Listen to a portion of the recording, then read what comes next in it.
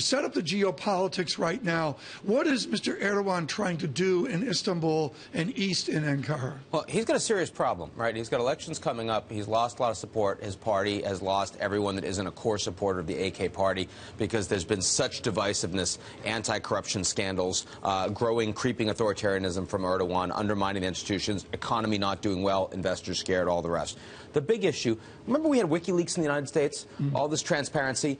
Turned out that when you found out what was going on, we actually run a pretty tight ship, our State Department, right? There was no surprises. Yep. WikiLeaks is now hitting Turkey, basically, right? There's all of this information that's coming out that's being forced out in places like YouTube and Twitter. And unlike the United States, the Turks can't handle that level of transparency, and Erdogan's trying to lash out and crush it. Only problem, he can't do it. He can't do it. He can't do it. Michael, this is in your wheelhouse. Can't do it. The rules in Mr. Bremer's world, Dr. Bremer's world, have forever changed because of your world. Yes. So unlike, say, the UAE or Saudi or Russia or China, Bahrain, so the Turkey does not have the infrastructure or technology to block the flow of data. And so here's the guy. Erdogan is under pressure, and he's doing the thing that a lot of cornered cats do. What he's doing is he's saying, blame the infiltrative alien forces from overseas, blame the outside parties for sowing discord and security threats.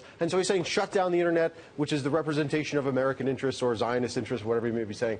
So he does not have the infrastructure. He can't block Twitter, it's backfired. He can't block YouTube, it's backfired.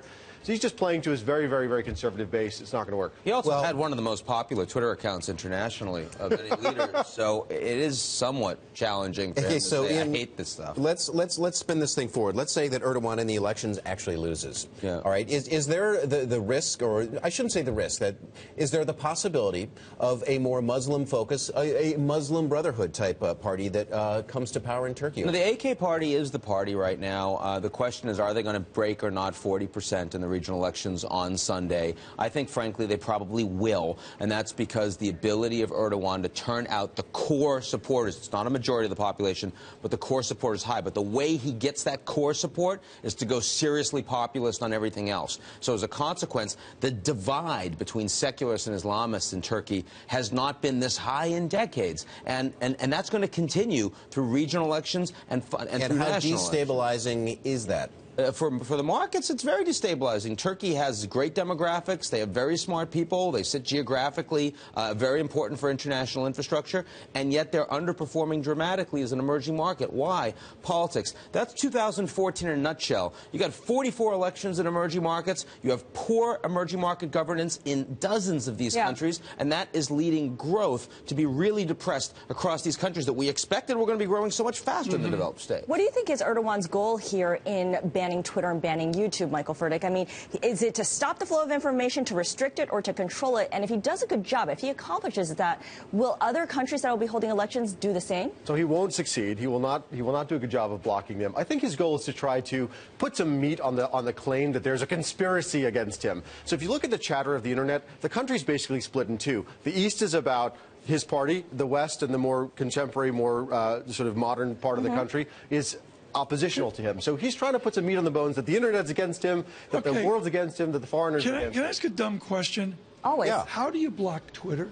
So you can't. You have to have control over the pipes. There's no antenna. There's no antenna. You have to have control of the pipe. So one of the things that the UAE has done, that China has done, that Saudi has done, they basically have a giant intranet. Everything goes in and out of the internet there through one big fat pipe. The pipes go through one big pipeline. One big central place. And they say you can't watch whatever. Exactly. You can't download Skype. You can't. Or sex or whatever. Or sex or whatever. Right. Yeah. And the thing is that the only way around it then is through burst through a satellite, which also they may be able to break because you can break the burst on the ground. And Turkey can't do that. Turkey doesn't have. I mean, Turkey is so connected through so many nodes, through so many parts of the world, that they have a very hard. They might be able to shut down one telco, but that's it. But to be fair, he knows that. Erdogan understands that he can't close it. So why is he doing it? He's doing it because among his core supporters, the demonization of the West is useful. Yeah. In the United States, demonization of Putin is useful. He has an agenda. I'm sensing a pattern here.